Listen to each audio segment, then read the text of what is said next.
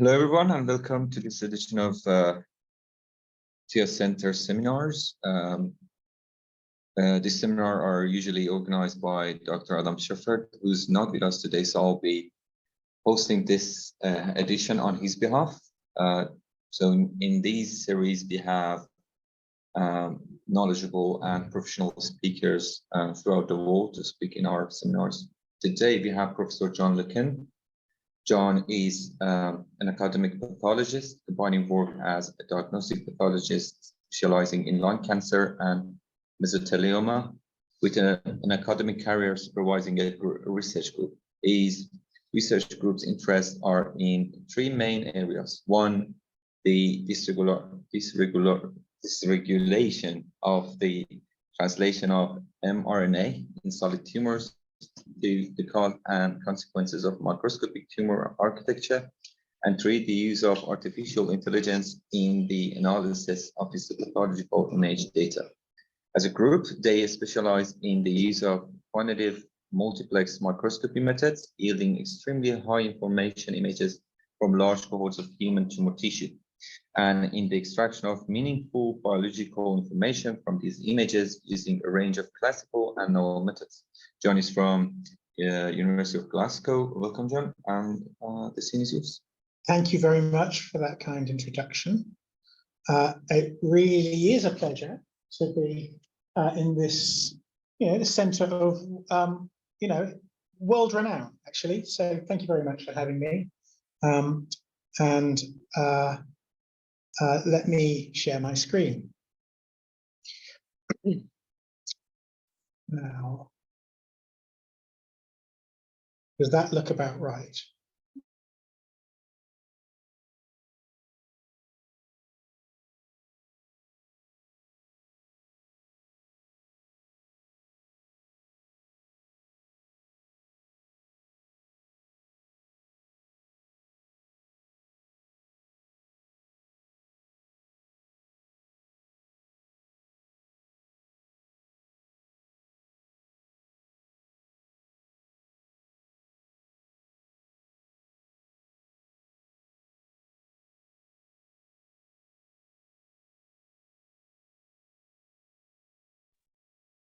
One bad. Yeah, go on. Am I? Yeah. Shall I start again? Yeah, feel free to start again. Okay, so I was just explaining that I'm a pathologist, and I'll be giving quite a pathologist's eye view of this work, which has been largely executed by my computer science colleagues.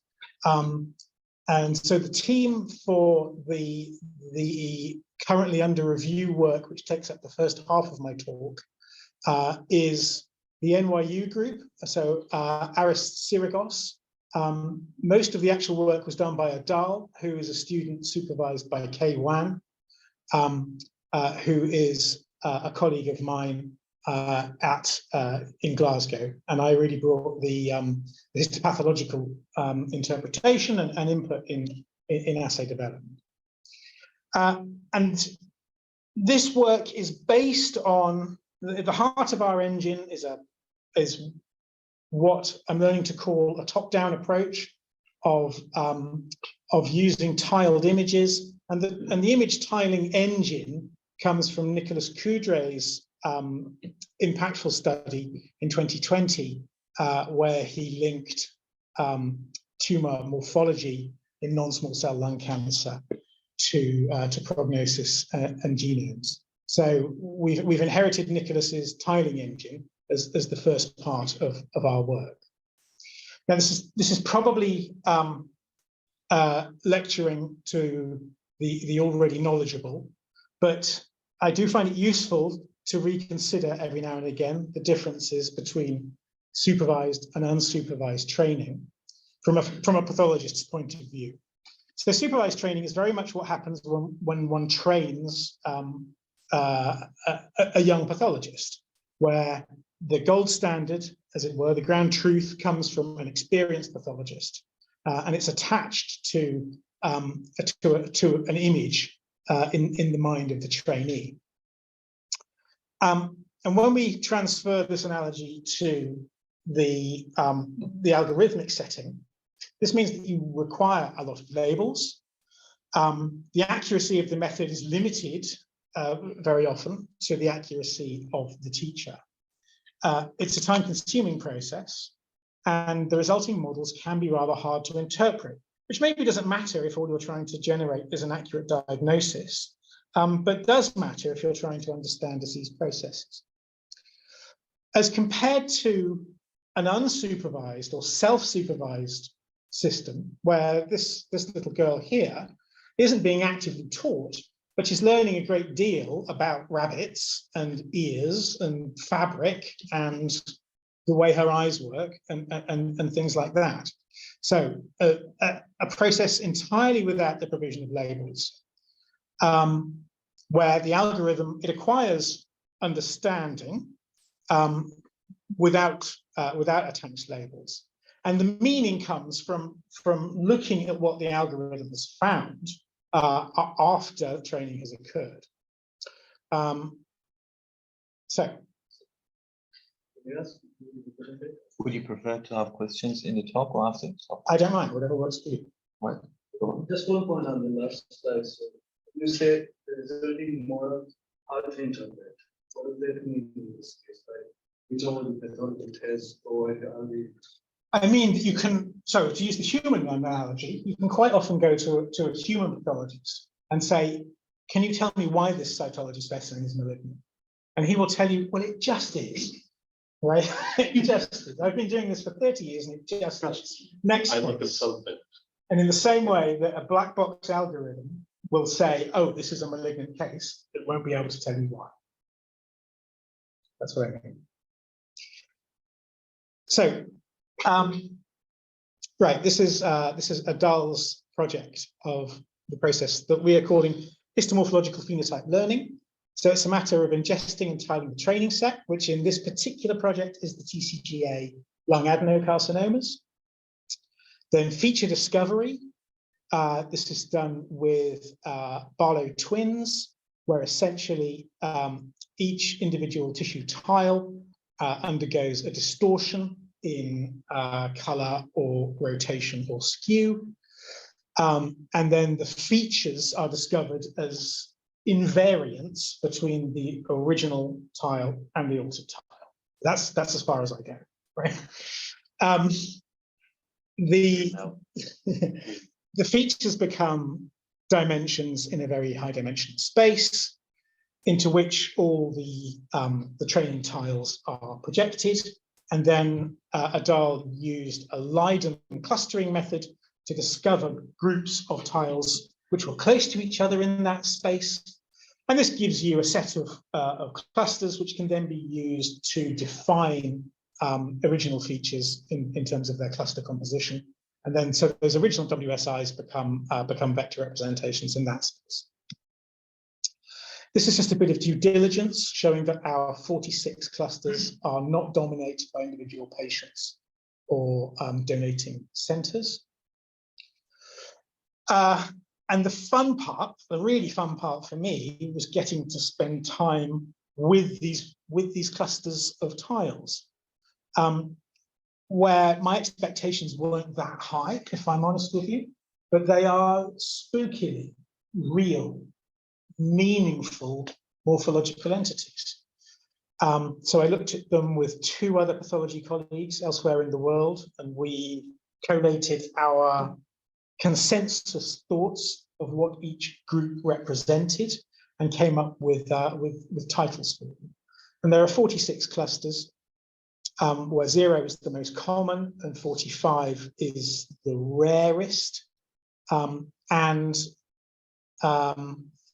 There's some, just as always, there's a fair bit of disagreement between pathologists as to what they contain, but a lot of the clusters are really quite pure.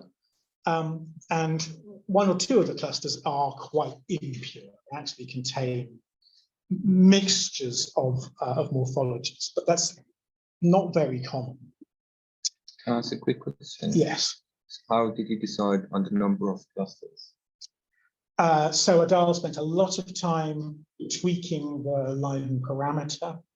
It's when you look at its performance in tasks, it's actually it's very robust. I haven't shown you that because I can't really understand it. It's using live customers. So the parameters are going to tuning that, but the number will be certain. Okay, all right. It's not using. Okay. Can I ask the last point that you made? You said some of the clusters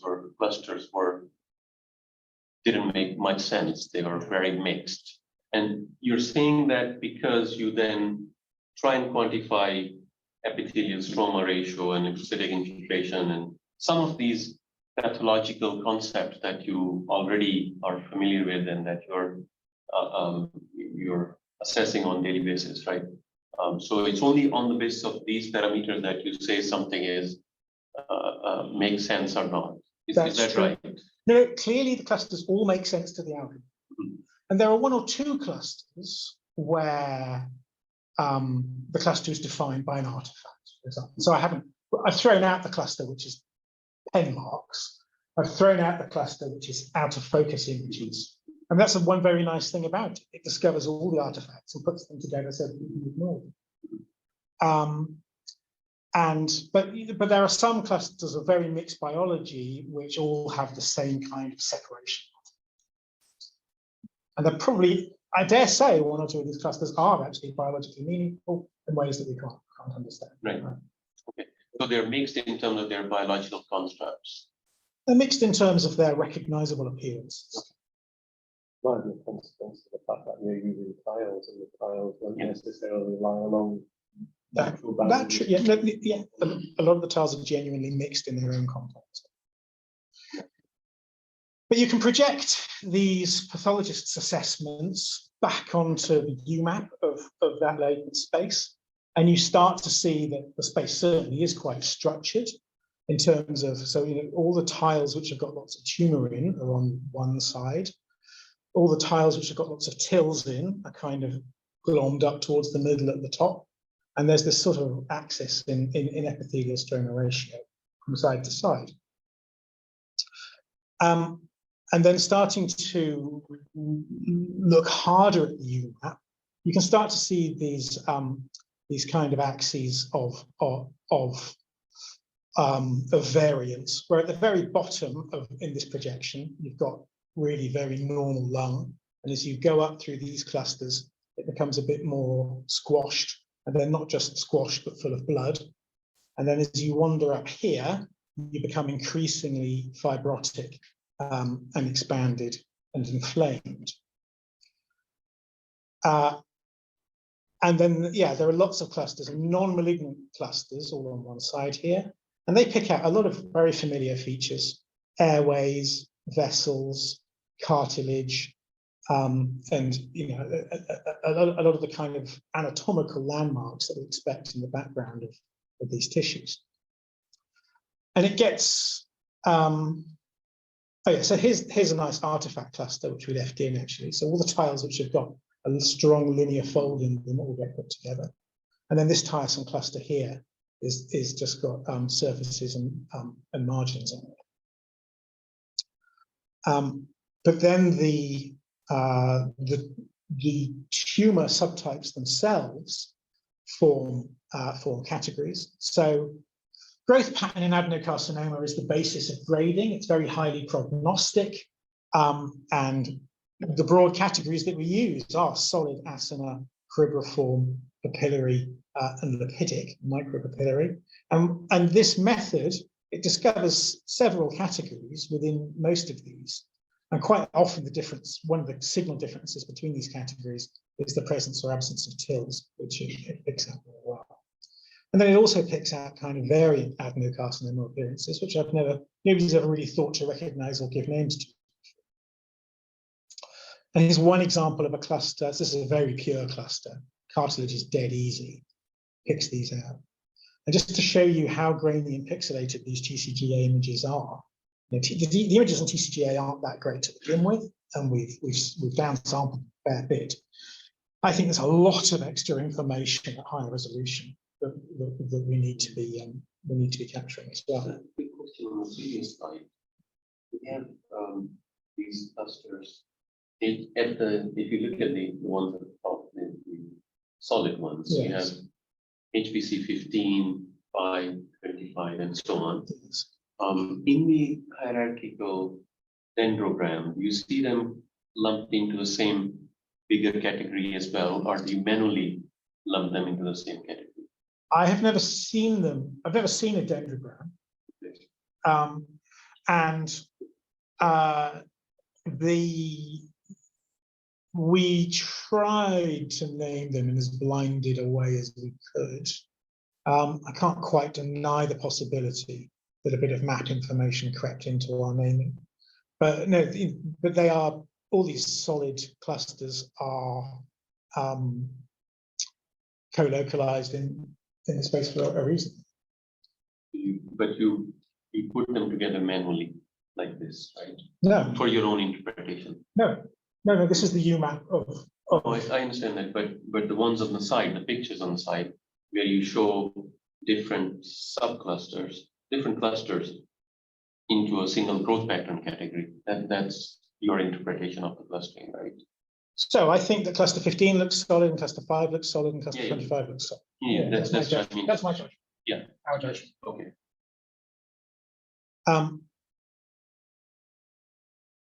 And then hemorrhagic bleeding is another one. And the cold, solid pattern adenocarcinoma with rather sparse lymphocytes. It's quite common.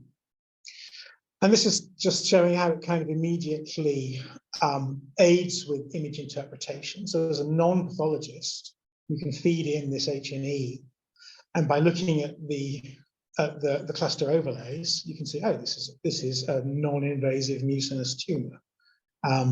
With some bits of inflammation and possibly asana pattern and what have you, a bit of mucin pooling down here. So it kind of it immediately democratizes the process of interpreting pathological images. Here's another solid pattern, inflamed tumor, predominantly, and a solid pattern, colder tumor. With normal lung around the outside and some areas of necrosis that's picked up towards the middle. So, it just immediately brings interpretability to H&E in a way that I think is quite exciting. Sorry, Oh, we have a question online. Matteo asks how you try to explore how these clusters vary by changing the ZS stack level or child dimension at which you patch your WSI. so we don't have a Z stack. Yeah. And we have, for the revisions for this study, which is with Nature Medicine at the moment, we have gone back and done it at 20x. Okay. And I haven't spent a lot of time with those clusters yet, but in terms of prognostic tasks, it performs about the same. I haven't seen if it's independently predicted yet. Yeah, good. So I have a question as well. So you found it's really interesting that the features also become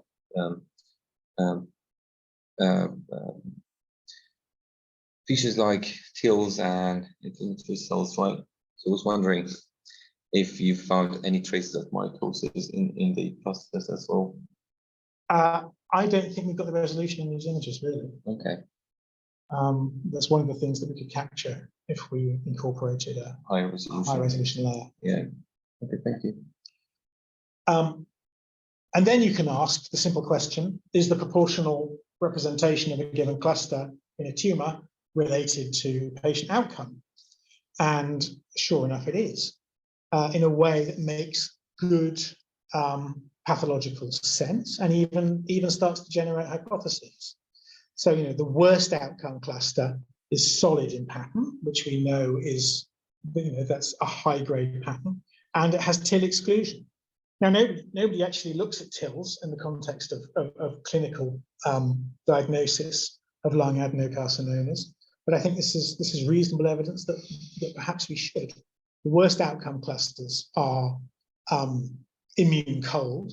The clusters which are linked to good outcome are low grade in pattern, so lipidic or maybe acinar papillary, and they're marked by inflammation and sparse tumor, possibly even evidence of tumor killing. Question just for so when you find associate them with survival, you essentially, or does the model essentially take the number of patches with that type of clustering in the image, or what's the input model? As I understand it, it's a per case proportional tile representation used as a continuous variable in COGS.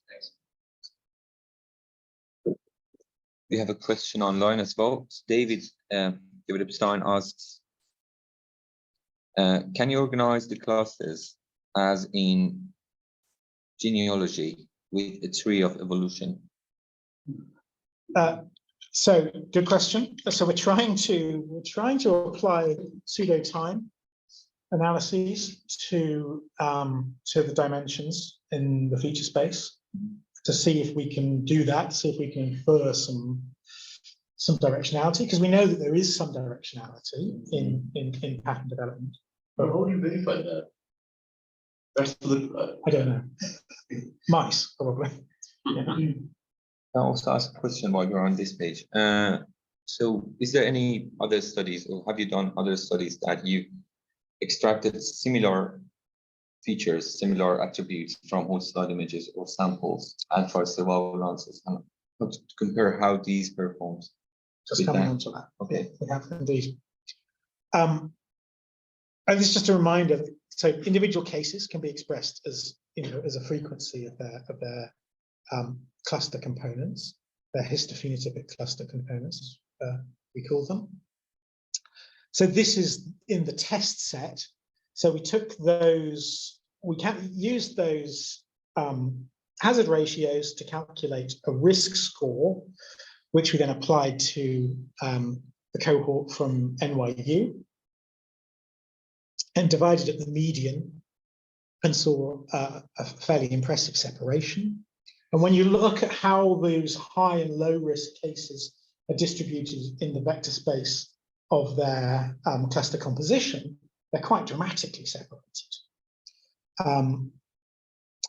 And we haven't done a formal head-to-head comparison with human grading, but we're not far away.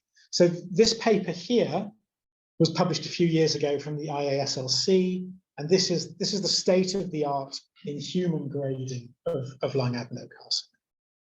Important thing to note here, that it includes baseline variables. So if you just have patient age, sex, and stage, you get a C index of 65%. When you add in the current recommendation based on the predominant growth pattern and then the highest grade growth pattern, so this is where micropapillary and solid are the high grade patterns, microbriform rather, then you get a C index of about 0.74 in their validation tests. Their test set, incidentally, is the NYU set, which we've been using. Then this is a study that I was involved in with Yin Yuan. This is under review at Nature Cancer at the moment. And there, again with a baseline, but in a very different case set, they hit a peak C index in their AI model of 0.68. Here we find, with no baseline information in the same set as the test set from the human grading paper, a C index of 0.74. So if this is to be believed, it's discovering as much information from the image alone as a human pathologist can from the image and the stage of the disease, which, if we can prove it, is pretty amazing. And I think it's got big potential for other tasks. If it can predict patient response, then I think we should be able to use a well-trained algorithm of this sort to predict patient response to drugs. I think that this is a methodology that we should be trying to apply to trials cohorts, where we've got outcomes linked to morphology, and where we've got a very authoritative model, which is learned from a huge amount of information, and is therefore not limited by only being given a small set of files. The benefit of adjuvant therapy, this is a clinical decision which is simplistic in lung cancer at the moment. It's based solely on stage.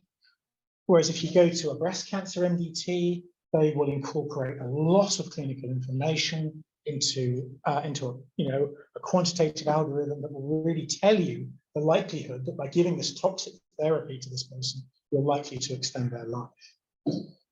And ultimately, I don't see any reason why it shouldn't have diagnostic power.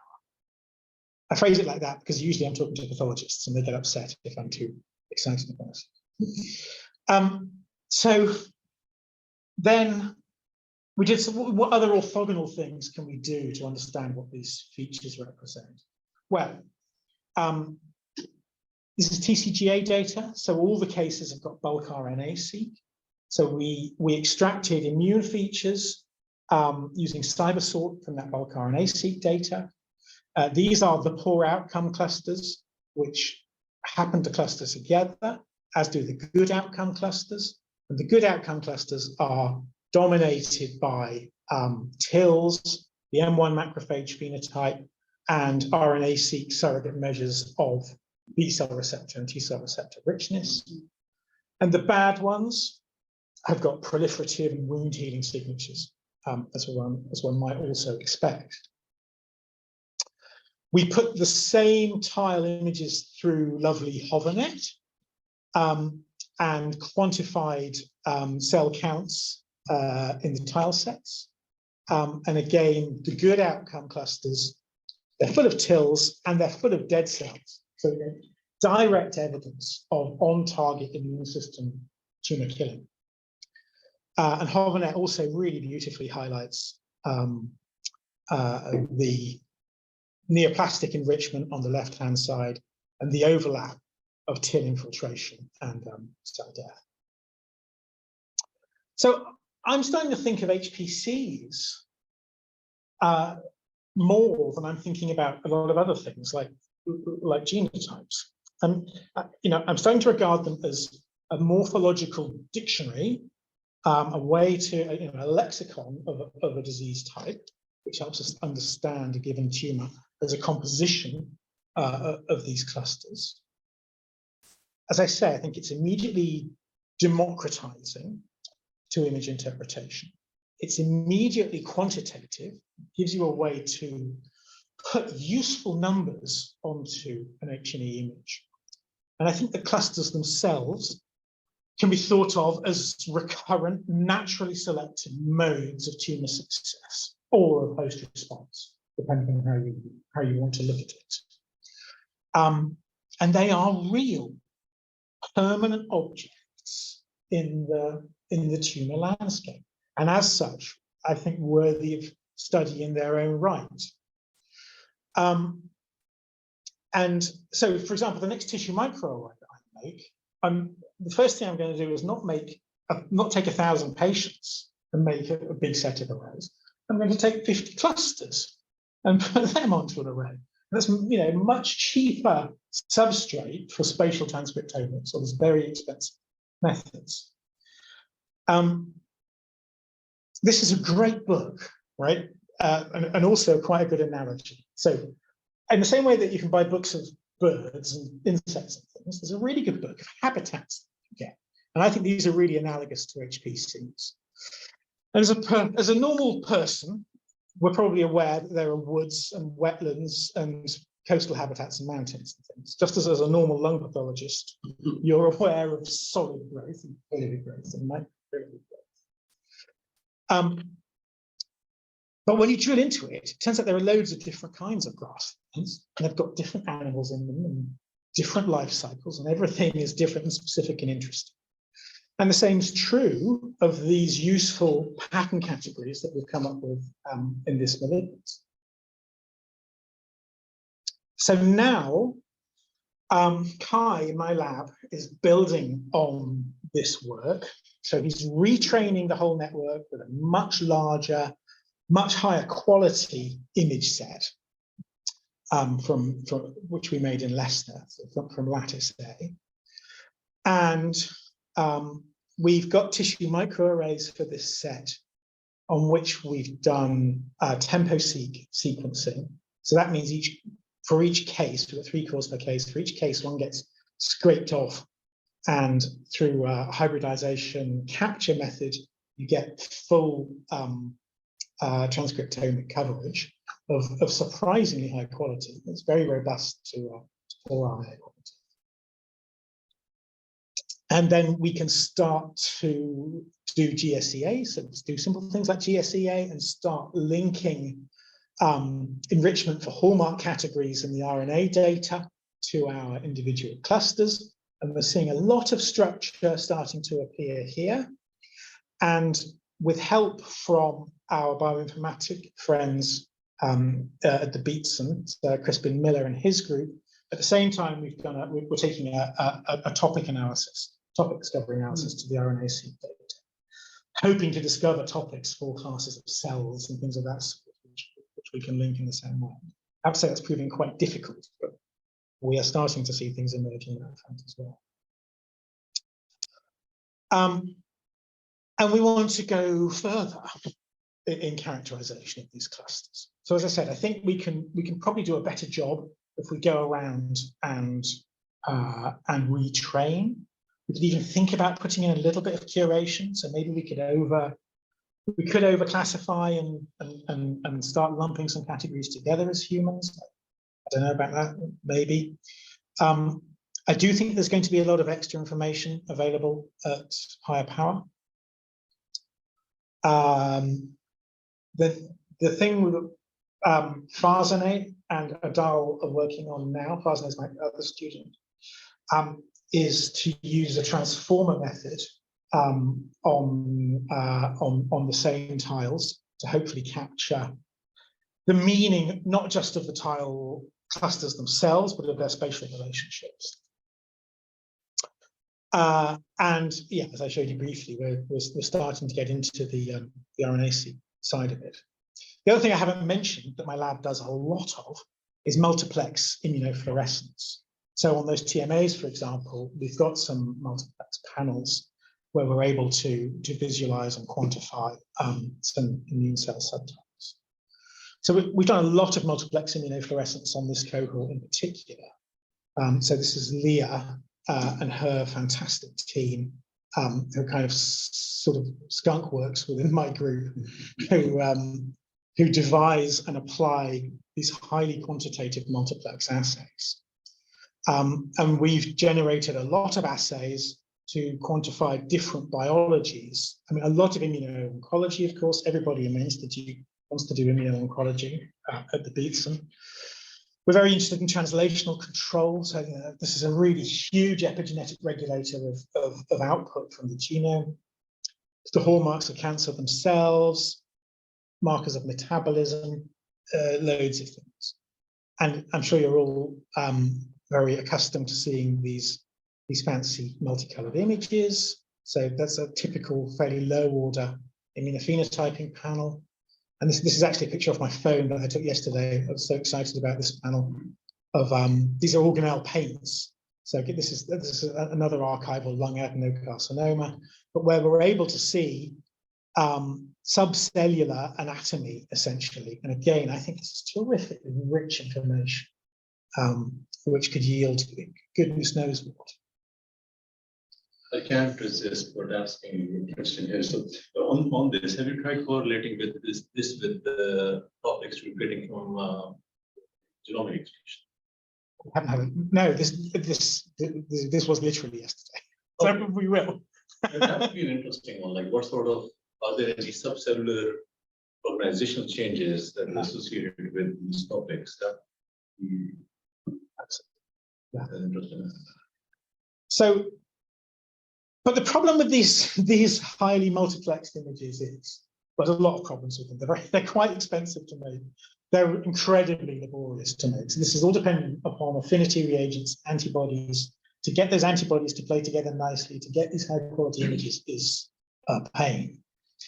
But you've got 8 colors on a slide. It becomes very difficult, if not impossible, to interpret by eye. So we ask focused questions in these images by, we segment them. We use expensive tools in Visiopharm, and I'm sure we should be using fantastic open source tools from Warwick. But anyway, maybe we can see about that later. But we segment down to single cells, and we attach cell lineages, and then you can ask a whole lot of focused questions based on existing hypotheses about, does this cell type like being next to that cell type? Does that proximity relate to outcome? Is gene X related to gene Y at the protein level? Those kinds of questions. But we're leaving an awful lot on the table. There's a lot of meaningful information there that we can't access. And my hope is that we can apply the same method to these high content images to quantify and discover meaning in these focused areas of biology. And also, we had to buy a cluster just to make these relatively straightforward things happen. So yeah, that's what I just said. I just want to move on briefly to what we've been doing in malignant mesothelioma more recently. So this is Farzaner's project, who just joined about 3 or 4 months ago from a Max Planck Institute. She's a PhD student. She's a very good complement to Kai, because she's a dyed-in-the-wool computer scientist, whereas Kai is a pathologist, and they overlap very nicely. Anyway, Farzana has been working on our malignant mesothelioma data set. So this is another image set I put together when I was in Leicester. This is a very highly lethal disease. Over 90% of the cases are linked to asbestos exposure, probably they all are practically. And we've got about 450 cases from Leicester. Leicester's one of the busiest places in the world for mesothelioma surgery. So those cases nearly all are resection cases with abundant tissue, so at least 10 whole slide images per case. Absolutely ton of data. And we've made TMAs, and we've got that patient data. Farzana has tweaked the same pipeline to apply to these whole slide images. It's come out with a fairly similar number of clusters, interestingly. And due to the downsampling, it's got some holes in it, but you can see that it's definitely picking up structure in this folded piece of tissue in a way that makes quite a lot of sense. It's a huge amount of activity in the same tissue. Oh, a lot. Yeah, absolutely. Well, so what you've got here is 2 sheets of pleura, which are fused by scarring in the middle, and probably infiltrated disease in there as well. And I think that's diaphragmatic muscle at the edge. But you can see the layers in it. And with the same kind of analysis, once again, there are good outcome clusters and bad outcome clusters. Now, is this this is the survival analysis. And the bad outcome clusters are sarcomatoid in appearance. This is Kai's interpretation of that bad outcome cluster. The other bad outcome cluster, again, sarcomatoid tumor cells, nasty looking desmoplastic stroma in the background. Really the worst appearances of one of the worst diseases. And then the good outcome clusters, once again, are dominated by TILs. This is another example of a disease where nobody thinks about the significance of TILs diagnostic. But this just falls out of the analysis. I don't know why this one's a good outcome cluster. That's a bit more mysterious. I mean, it's definitely epithelioid. Maybe there's something special about this bland stroma. And in the survival task, so this timeline here is months along the bottom. So these are patients who are already very ill and have had very major surgery. The jury's very much out on whether these patients benefit from their surgery, actually. But the median survival is almost double in the inferred low risk group than the high risk. So going forward.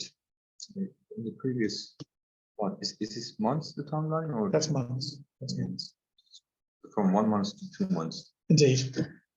I'm not saying it's a great Yeah, but utility. it's a bad disease. Yeah, it's really bad disease. Yeah. So we're keen to move this beyond H&E. And maybe we're trying AI architectures, which I don't understand, which ingest image and RNA-seq together early in the process. And also, we're mapping latent spaces onto one another at the end of the process, which I do at least vaguely understand. This question, why? What do you aim to gain from, more fancy data, more detailed workup, when the separation is already there and it's very poor anyway? Oh, to understand the biology of the disease. So to discover structure in the morphology and structure in the RNA-seq And related to, and related to. but what do you hope to achieve at the end from that, after that understanding? Oh, to interfere therapeutic. Okay. And how might that morphomolecular interpretation help with better therapeutics? So we might be able to, for an individual patient, from their morphology, we might be able to infer what's in the left and use that to direct. Is there, from those two sets of curves that you showed, it's pretty bad with survival anyway. What kind of therapeutic intervention can be used? Do we know? Is there anything that is looking promising? So there's a great deal of effort into that at the moment. The evidence on immunotherapy is quite divided at the moment. There is evidence that in purely epithelial disease, I think it is, that in classical immunotherapy has some value. But to be honest with you, this is a terribly understudied disease. The underlying biology is just not there. For me, at the moment, this is part of the biological stuff. No, I totally understand that, but I'm thinking, once we've got that better understanding, what do we hope we can achieve therapeutically that can help with better treatment and better management of patients? Yeah. Can I follow up on that? I don't think there's like existing therapies, there's nothing, but let's say if we do very close morphological analysis of what type of cells are in patients that survive longer with the same subtype, can we say, let's say, I'm just gonna take a long shot here, use CRISPR to move these cells somehow, guide them to the art? So that longer survival at the moment isn't a huge difference, like, median survival going from 1 month to 2 months. Doesn't make a huge difference. I think it's going to be difficult to do like right now, but may give some indications. We're more likely to be able to help people who know they've been exposed to asbestos. Maybe there are things that we can do to the pleural space to ablate the possibility of the disease arising. Early detection. Yeah. Early detection. Treatment. A lot of animals don't have a pleural space. Elephants don't have a pleural space. So one radical thing you could do is remove somebody's pleura, which is what this surgery is. Or you can inject chemicals into the pleural space, scar it over, and ablate it. You just end up welding the lung to the chest wall. You lose a little bit of efficiency of breathing, but not very much. But all your mesothelial cells are gone. So that might be a therapy. Can I ask a question on that? So it doesn't metastasize, really? Like in post-mortem studies, it usually has metastasized, but you don't have time to diagnose. Yeah. So surgical interventions, how much do they help? So the surgeons, every time you go to a big mesothelioma conference, there will be a screaming argument between surgeons about whether or not it's helpful. Oh, yes. Go on. There is Brian, their hands up. Hi there, Professor Lekain. The talk is absolutely incredible. I think it's one of the most accessible ones that I've actually heard as part of the series. No, I mean that. I think being a pathologist and hearing this from a fellow pathologist, it actually helps immensely. But Buzz. Hello, Buzz. Hello, John. How are you? We don't have Buzz Aldrin here. Yeah, the guy who seems to get around everywhere. No, Yeah. we shared an office for a while in Adam Brooks. We did. No, I was going to say, I mean, surely, first of all, it's incredibly exciting what you've shown in the way that it's been able to segment and find areas of interest. But surely this could feed back into the more classical forms of research that you're talking about, therapeutics-wise, primarily the comments for the computer scientists in the room. But I mean, what you've done with this, though, has sped up potentially areas for successive further research, particularly if you incorporate your classification of the TILs and other elements. I mean, when you look at the amount of melanoma there is in the world and the amount of research that's gone into that, the pathway they followed is kind of similar, but it took them a longer time to get to where you are. But a stage 4 melanoma used to have a prognosis of 6 months at diagnosis. Now, because of the improvements in immunotherapy primarily and some chemo regimes, it's now gone up to 6 years. So actually, when you're talking about the potential for helping people, it's actually not just surgery. I think it is looking at the biology of what you're saying and trying to see if we can ascertain more information and primarily find targeted sites for therapeutics. Is that would you agree with that, or I would. So I'm part of a big consortium of mesothelioma researchers. There's a big infrastructure grant in Glasgow. I don't know, sort of 10 groups in it, I think. And there are physicians and mouse modelers who are frantically doing the molecular side. But that, that's not my wheelhouse. But there's plenty of that going on. But I'm hoping that I'll be able to inform and underpin those efforts with what we're doing. It's a bit difficult getting, think how hard it's been to get computer scientists to talk to pathologists. If you're then looking for a third overlap with mouse modelers or drug discovery people, it gets increasingly difficult. About diagnosis, do you think using closing when you look at cellular subtypes and those subcellular patterns, subcellular regions which you are, would that help in understanding the biology? Yeah, absolutely, completely. So, I think the idea is that we design panels which illuminate a particular area of biology, like, for example, the immunophenotype. And I'm hoping that a top-down approach will discover regional combinations of immunophenotype which are related to outcome or drug response. I think that top-down isn't the answer to everything. I think that we have to go bottom-up as well. I think, and I think also, we're starting to try and apply this methodology to small biopsies. When the biopsies are smaller than your tiles, you've got real problems, And there isn't going to be that much heterogeneity within the same biopsy. Potentially, you may have a tiny bit that's only from one bit of the tissue. exactly. If you think that getting more information from, let's say, IF would be beneficial, what's stopping you, of course, apart from the costs, going into something like electron microscopy and getting even more detailed information, understanding all the organelles and everything that actually interact? Yeah, well, no, I like the way you're thinking. If you think about it, if you continue to magnify the image, you end up at the genomic sequence. And everything that's happening in the cell. Where do you draw the line? Well, exactly. The sad thing is that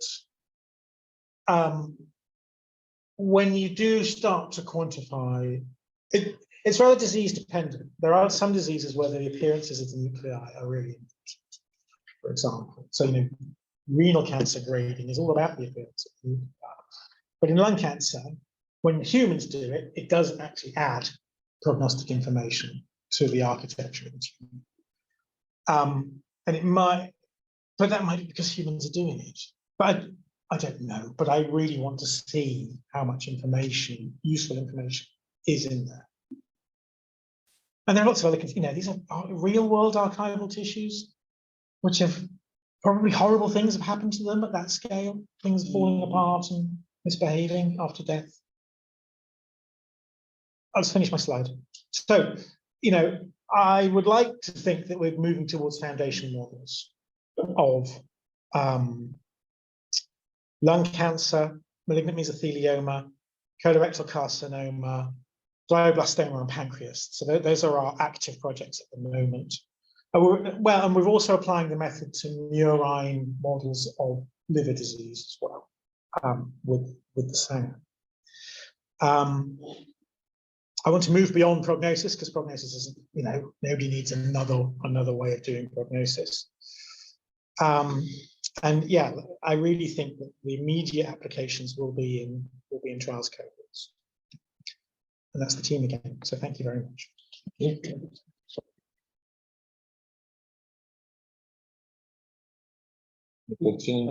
One question.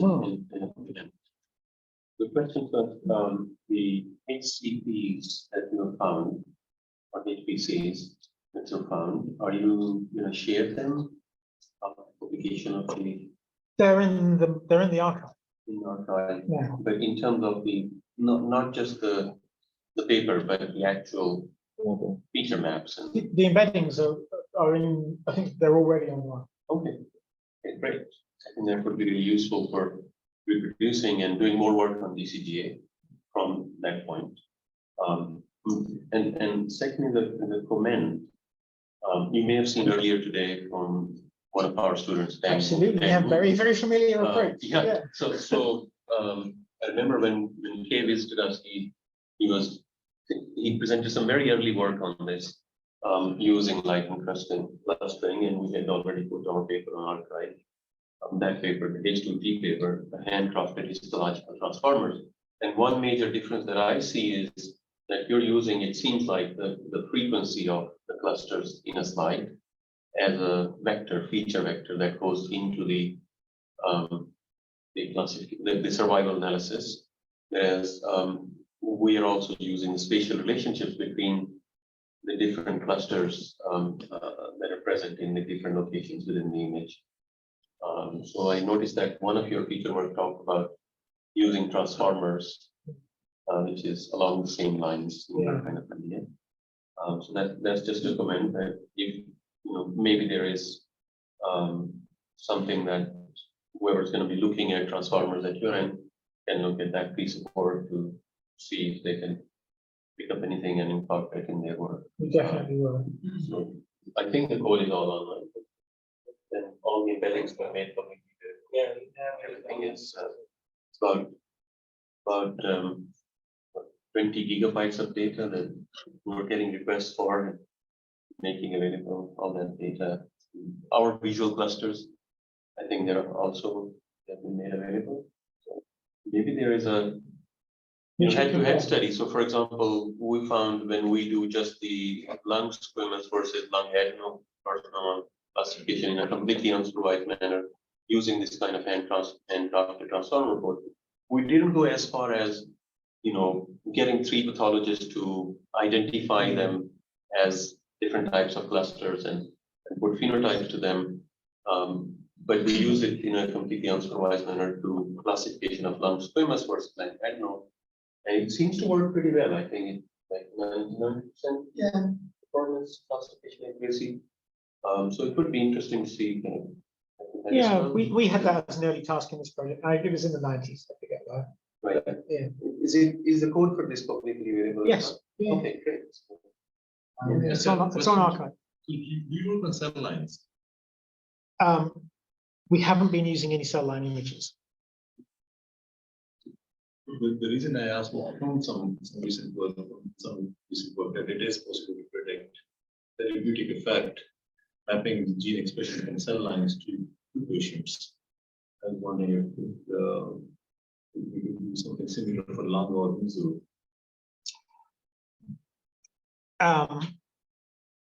So we've certainly got access to quite a few primary mesothelioma lines. I don't quite understand the experiment. So the experiment is measure the gene expression of the cell line and give different drugs to the cell line. We observe the effect. And then what you do is, because we know the patient's gene expression, we observe what type of cell line is the most representative, or what cell lines are representative to what extent of this patient's gene expression profile.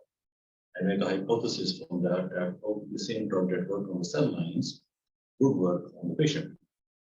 Okay, so a bit like DepMap.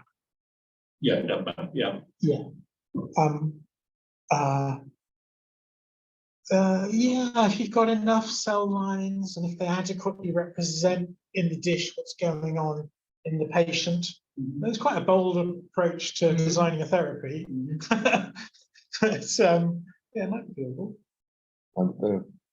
And waiting for patients to die on that. I mean, Indeed. that road, right? Indeed. So, boss, there's a comment online.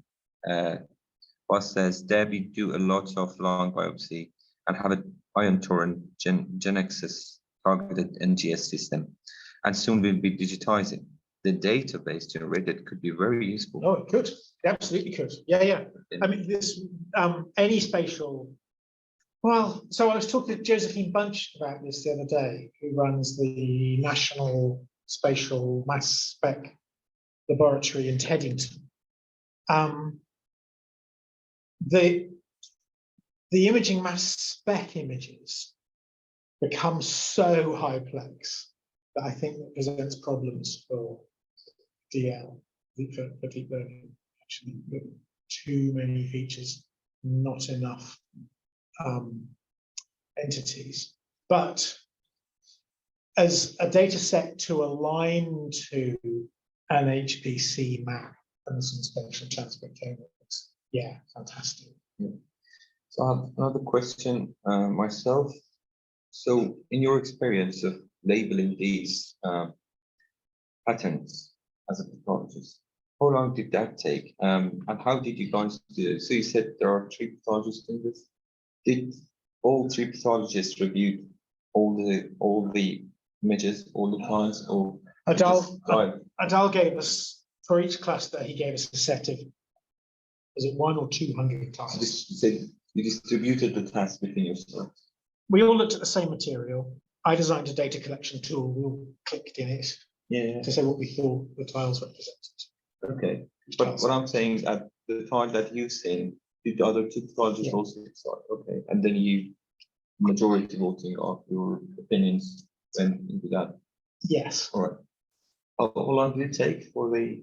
Oh, it's not long. It's like 5 minutes to look at a cluster and come up with a description for it. Okay. The human eye is quite good at it. Yeah, of course. So like the whole effort might have been done in less than a week. Yeah. Okay. Very well. Any other questions? Yeah, question. I have a question / comment on the technical side. What's the opinion of other people in the room on using whatever self-supervised method is, bar in this case, on your main data set and then evaluating on the same thing? Yeah, there's external stuff in there. But what's the perspective on that? Because Dan's work and some of my own stuff using recommendations, if you have a large enough natural database, like Leon, like 2 billion images, it can do this as well without the self-supervised bit. So I have an opinion on that. Well, it's kind of, it's not, you're not training on the training, you're not evaluating the training set exactly, but you kind of are in a way. Does anyone have any comment on that? So I think I was actually thinking about it. You know, it is unsupervised the way the clusters are pulled out, but then there is a bit of supervision going into it in terms of interpretation of those clusters, right? And I think it would be fair to say that there is a little bit of weak supervision going on here. Yeah, it's kind of, it's not really defined because there's not a label per se, but you're then using the data to train your feature extractor and then testing it using that feature extractor and train on the same data. Yeah, so that part obviously is you have to do discovery and validation specs, right? So that's okay. I don't see any issue. I think it's a good thing to have them sanity checked by somebody, by an expert pathologist, ideally more than one, to give them some meaning. I mean, in our case, we just looked at it together ourselves and say, yeah, this looks like lymphocytic cluster, this looks like, you know, bunch of tumor cells, this looks like stroma and so on. I think it's a contribution in itself to have these clusters verified by expert pathologists and giving them some meanings. That would be really interesting looking at the dendrogram to see if they're actually what you found to be solid clusters, or they actually cluster together into a bigger cluster in the dendrogram. They're close to each other in the latent space. That latent space is so densely populated that I wouldn't read too much into it. Okay. Because there are definitely other points from other clusters that are in that space as well, True. right? Yeah. And it's only a two-dimensional representation of a much richer representation. So that's, you know, we use that for visualization purposes, but that's not the absolute ground truth. I don't take it as the absolute ground truth. No. So Leiden inherently generates a dendrogram? No, this is a similarity-based clustering method. So what it does is you don't need to specify the number of clusters, but what we specify is how similar should my clusters be. And then it automatically gives you a specific number of clusters. Those clusters, judging from the map that we showed, you have probably most of the clusters that you grouped into the same group. They are going to cluster. They're going to be very similar to one another as well. But you can also try like just hierarchical clustering and then see whether they end up with the same thing.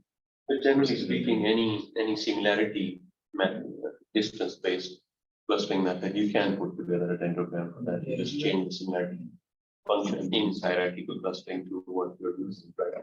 Or just cluster the centroids on their dimensional components? It's similarity. Yeah, features don't think it has. Because you find the centroids on your own once you know the cluster. Unlike centroid-based clustering. But anyway, very interesting stuff. Thank you. Thank you very much. Great. Thank you all for joining us. Our next seminar is next week on 24th of July. The speaker will be Dr. Andre White. It's Wednesday. The seminar. All right. Okay. Oh yeah, that's true.